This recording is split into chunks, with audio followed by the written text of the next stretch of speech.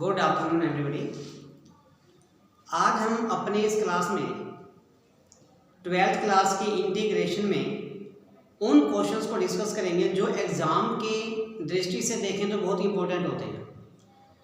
तो आइए देखते हैं इन क्वेश्चंस को। इंटीग्रेशंस क्लास 12, हमें यहाँ क्वेश्चन मिलता है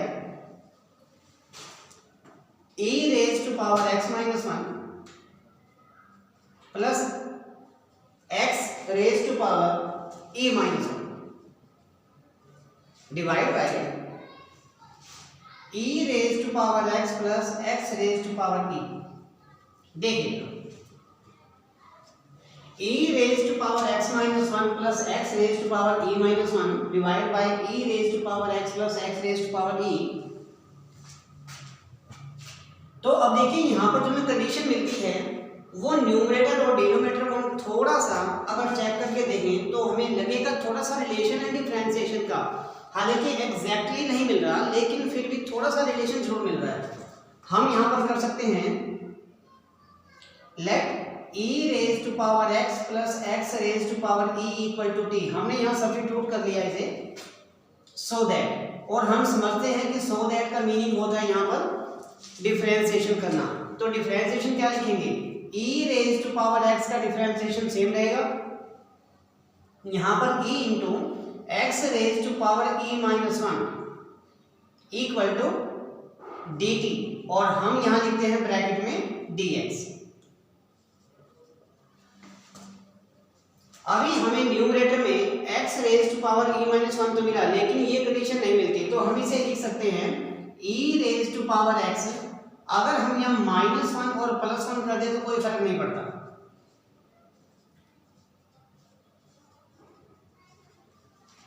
और उसके बाद हम लिख सकते हैं यहां से देखिए e raise to power x minus 1 into e raise to power 1, यानी कि केवल e लिख सकते हैं, plus e into x raise to power e minus 1 dx equal to dt।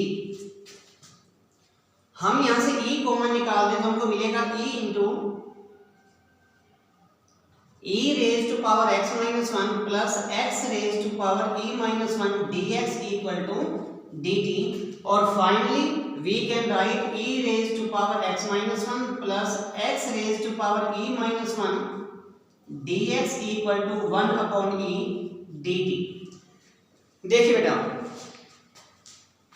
यहां तक हमने जो भी कंडीशन लिखी उसके अकॉर्डिंग हमें जो ये पॉइंट मिलता है e raise to power x minus 1 plus x raise to power e minus 1 dx, ये सब न्यूमरेटर पूरा हो गया और हम इसे लिख सकते हैं 1 upon e dt। Therefore i की वैल्यू अब देखिए क्या मिलती है, न्यूमरेटर कंप्लीट हमें मिलता है 1 upon e dt divide by, अब जब इसको हम देखते हैं डिनोमिनेटर को तो वो t के इक्वल आ गया, तो हम लिख सकते हैं 1 upon e integration 1 upon t with respect to t। And now it's very simple, हम कह सकते हैं 1 अपॉन e और 1 अपॉन t का integration you know very well that is log t, तो हम कह सकते हैं log t plus c। And finally we can write the answer log t, और t का मीनिंग जो हमें मिला था e raise to power x plus x raise to power e plus c। This is the first question, आप देख सकते हो बेटा, this is the answer and now you can check it.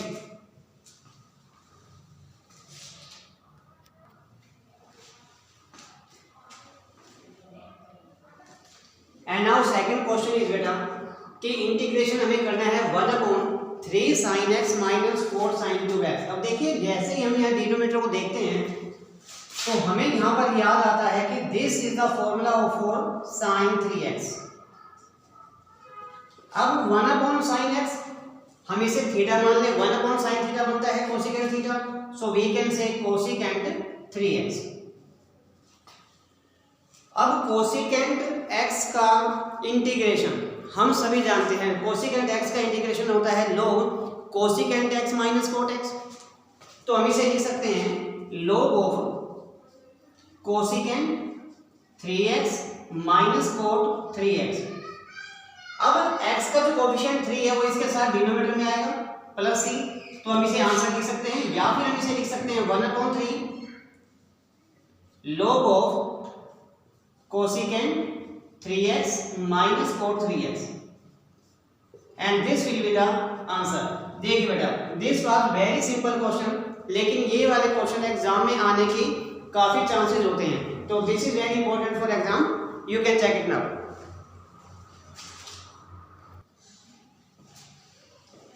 अब देखिए बेटा, ये और ये क्वेश्चन है, और ये क्वेश्चन है इंटीग्रेशन करना है 1 plus cos x upon sin x into cos x।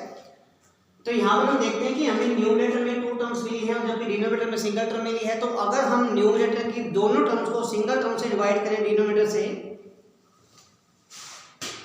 Then we can write 1 upon sin x into cos x plus cos x upon sin x into cos x।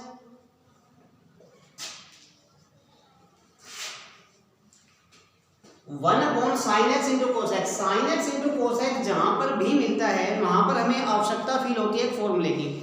अगर यहाँ sign x into cos x के साथ 2 होता तो हम एक formula apply करते sign 2x। तो हम यहाँ पे न्यूमरेटर में और डिनोमिनेटर में दोनों को ही 2 से मल्टीप्लाई करें तो कोई फर्क नहीं पड़ेगा, और यहाँ cos से cos कैंसिल हो जाएगा, 1 अपॉन साइन एक्स रहेगा।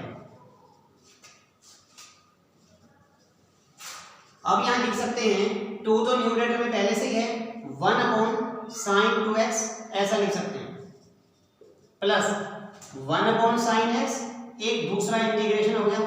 देखिए 2 इंटीग्रल हमें मिलते हैं, हम लिख सकते हैं 2 इंटू, अब 1 अपॉन साइन x हम जैसे पहले समझते हैं 1 अपॉन साइन थीटा का मीनिंग है cosecant theta, so we can say cosecant 2x dx plus, और यहां मिलता है कोसिकेंट x dx। अब देखिए बेटा, अब हमें कोसिकेंट का फॉर्मूला अप्लाई करना है। कोसिकेंट के 2 फॉर्मूले होते हैं, एक तो है जो मिलता है हमें log cosecant x minus cot x plus c, और जो दूसरा फॉर्मूला है वो है log टेंजेंट x।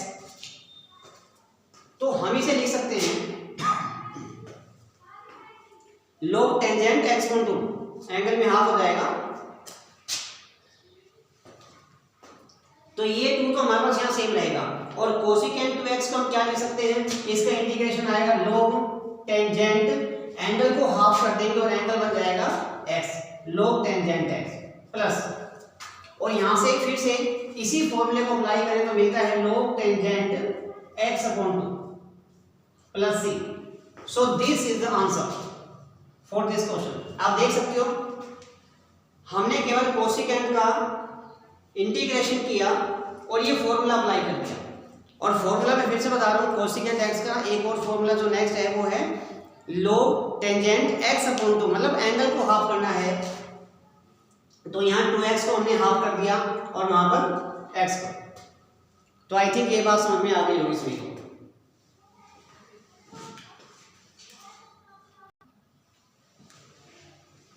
अब एक और नेक्स्ट क्वेश्चन देखिए बेटा, हमें मिला है इंटीग्रेशन में करना है sin 2x upon sin 5x into sin 3x। भाई इस क्वेश्चन को करने से पहले मैं तुम्हें बता दूं कि अगर आपको ये वीडियो समझ में आ रही है, ये क्वेश्चन समझ में आ रहे हैं, वीडियो पसंद आ रही है, तो प्लीज चैनल को सब्सक्राइब जरूर कीजिए। अब देखिए बेटा, sin 2x upon sin 5x into sin 3x, तो देखिए यहाँ पर जो हमें एक कॉम्बिनेशन मिलता है, बहुत अच्छा कॉम्बिनेशन है एंगल्स का। यहाँ पर न्यूमरेटर में एंगल है 2x, जबकि डिनोमिनेटर में 5x एंड 3x।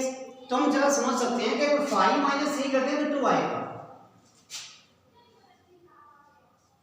तो 2x को हम लिख सकते हैं 5x minus 3x divide by sin 5x into sin 3x dx। अब देखिए न्यूमरेटर में हमको मिलता है sin a minus b, sin a minus b का अगर हम फॉर्मूला अप्लाई करते हैं तो मिलेगा sin a into cos b minus cos a into sin b। तो हम लिख सकते हैं sin a into cos b minus cos a into sin b,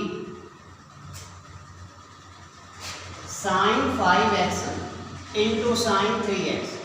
हम इसे इस तरह से लिख सकते हैं, और इसके बाद कंडीशन वही जो हमने पहले देखी थी, न्यूमरेटर में 2 टर्म्स मिलती हैं जबकि डिनोमिनेटर में सिंगल टर्म है, तो न्यूमरेटर की दोनों टर्म्स को हम डिवाइड करेंगे डिनोमिनेटर की सिंगल टर्म से, and we can write again sin 5x into cos 3x divide by sin 5x into sin 3x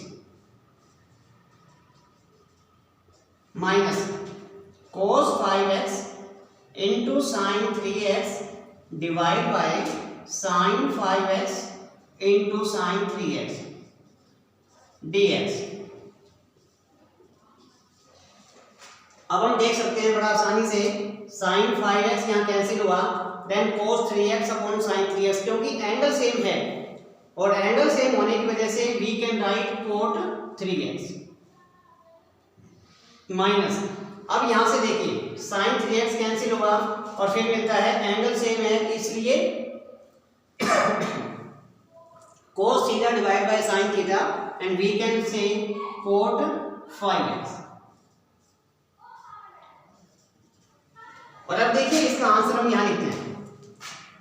अब ये देखो cot का इंटीग्रेशन क्या होता है, cot x का इंटीग्रेशन होता है log sin x, log sin x, तो हम लिख सकते हैं log sin x, लेकिन एंगल क्या है 3x, तो हम लिखेंगे log sin 3x divide bye 3 minus, क्योंकि x का कोएफिशिएंट 3 है तो डिनोमिनेटर में आएगा। उसके बाद उसी प्रकार cot 5x मिला तो इसे हम लिखेंगे log sin 5x divided by 5 plus c. So this is the answer of question number 4. You can check it better.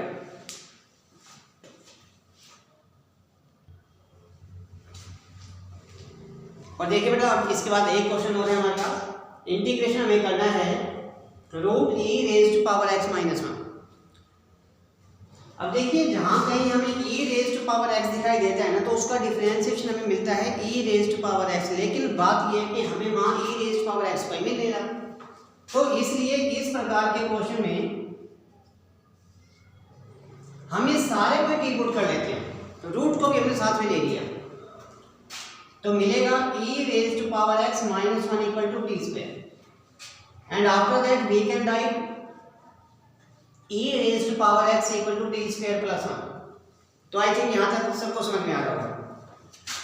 So that यानी कि हमें करना है डिफरेंशिएशन, तो e raise to power x dx equal to 2t dt बनता है, क्योंकि 1 का डिफरेंशिएशन तो 0 हो जाएगा। अब देखिए e raise to power x हमें यहाँ ये तो मिला है x के टर्म में, ठीक है dx भी है, लेकिन हमें तो dt चाहिए था, तो हमें e की पावर x को t में बदलना पड़ेगा। e raise to power x को हम कह सकते हैं t स्क्वायर प्लस 1 यानी कि 1 plus T square dx equal to 2t dt, और हम यहां से लिखते हैं dx की वैल्यू मिलती है 2t upon 1 plus T square dt। देखिए बेटा यहां तक सबको अच्छे से समझ में आ गया होगा, क्योंकि इसमें कहीं कोई समस्या नहीं है, बड़ा ही आसान सा क्वेश्चन हो जाएगा ये। अब इसके बाद हम यहाँ लेंगे इसको i की वैल्यू, देखिए क्या मिलती है, i की वैल्यू मिलेगी पहले root e raise to power x minus 1 जिसको हम कह सकते हैं it is equal to t, and dx का मीनिंग मिलता है 2t into 1 plus T square, तो इस 2 को हम बाहर निकाल दें वैल्यू से कोई फर्क नहीं पड़ेगा, और t upon 1 plus T square हम इसको ऐसा लिख सकते हैं। नाउ 2 को हमने बाहर लिया, टी स्क्वायर हमको यहाँ ऑलरेडी मिला हुआ है, 1 प्लस टी स्क्वायर मिला है। अब बात ये है कि यहाँ पर टी स्क्वायर यहाँ पर भी टी स्क्वायर, तो अगर हम यहाँ पर 1 प्लस कर दें और 1 माइनस कर दें तो इससे कोई इफेक्ट नहीं होता, और हम इसे यूं ब्रैकेट में लिख सकते हैं। अब समझे इस बात को कि टी स्क्वायर प्लस 1 जिसको हम 1 प्लस टी स्क्वायर भी कह सकते हैं divide by 1 plus T square इस प्रकार, और फिर minus 1 upon 1 plus T square. देखिए बेटा क्वेश्चन काफी आसान हो गया, ये कैंसिल कर दो, हमको मिलता है 1,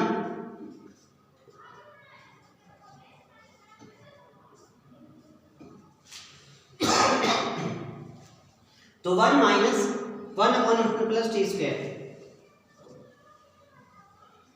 अब 1 का इंटीग्रेशन क्या होगा, t के रिस्पेक्ट में t, माइनस और 1/1 प्लस टी स्क्वायर का integration you know very well, that is tangent inverse T plus C.